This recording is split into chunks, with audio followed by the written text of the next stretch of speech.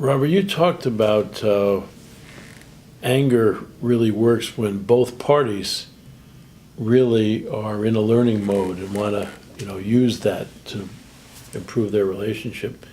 Phil Hodges, who started the Lead Like Jesus ministry with me, got really interested in what is the relationship between where you are in our conversation with your ego and where I am. And what we're finding is that if I come to our conversation with a servant heart and you come to it with a servant heart, we're both as interested in the other person's success as we are our own, then if we're working on anything, we'll accomplish it and our relationship will improve. If we're both coming from false pride, that we think we're more than and all, we're into conflict. If we're both coming from self-doubt, then we're gonna deny and we're gonna kind of avoid the issue.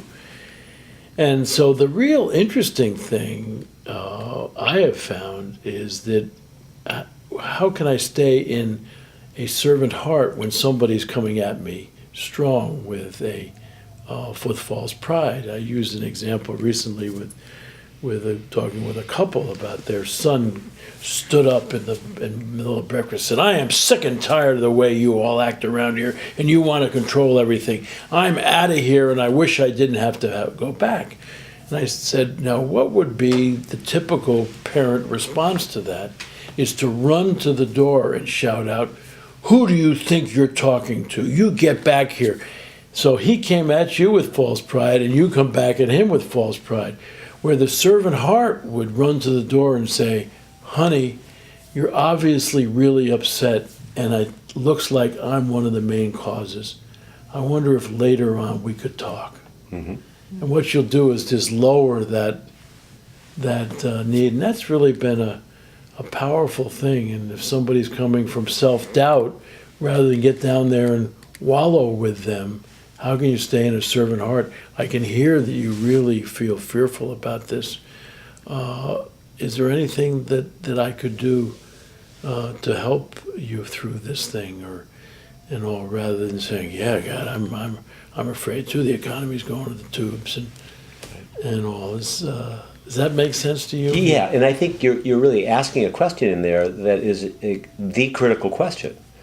How can you stay in the servant heart, and what I would add is enough to have it be a worthy exchange, because it's not a black and white situation. No. So it's critical that the servant heart be more than 50%.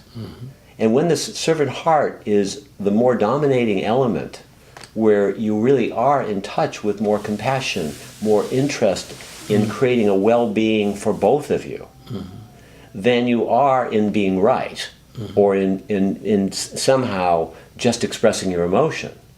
Then it becomes a possibility and even a probability that things will work out well, because both of you are more dedicated to the servant heart. Yes, right. The other subtle part of it is we don't have to be purely servant heart. Yeah.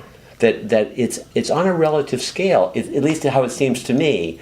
I haven't met anybody that's been void of ego, and so in every exchange, what we're really looking for is to up the ante of our compassionate qualities and our spiritual development, which I think is what you mean by by servant heart. Yes, yeah, and when you do that and engage in that kind of learning, it's really powerful for you as well as the people you interact with.